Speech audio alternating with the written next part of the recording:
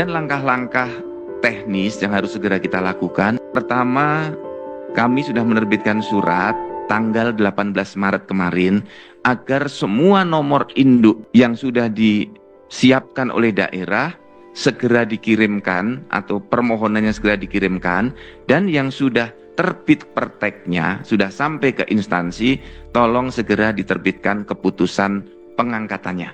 Karena bulan Juni itu adalah batas akhir untuk CPNS dan Oktober batas akhir untuk P3K. Jadi mulai 1 Maret silahkan, 1 Oktober untuk P3K silahkan, 1 April juga silahkan. Kemudian yang kedua, dalam surat kami ada 8 poin. Poin pertama, segera diproses SK-nya. Kemudian yang kedua, tolong usulan untuk NIP CPNS paling lambat 10 Mei. Ini paling lambat.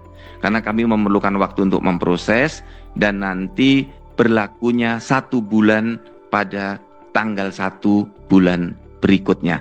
Jadi kalau yang mengajukan nanti di bulan Mei, TMTSK-nya adalah 1 Juni. Kalau mengajukannya di bulan Maret, TMTSK-nya adalah 1 April. Jadi kami menerbitkan pertek tergantung dari usulan kepala instansi masing-masing. Kemudian apabila ada yang Bapak dan Ibu sudah mengajukan usulan penerbitan NIP di bulan Februari dan di Maret ini belum selesai, misalnya nanti ada belum selesai, kami masih punya ada waktu, Bapak dan Ibu menerbitkannya tetap tanggal 1 Maret.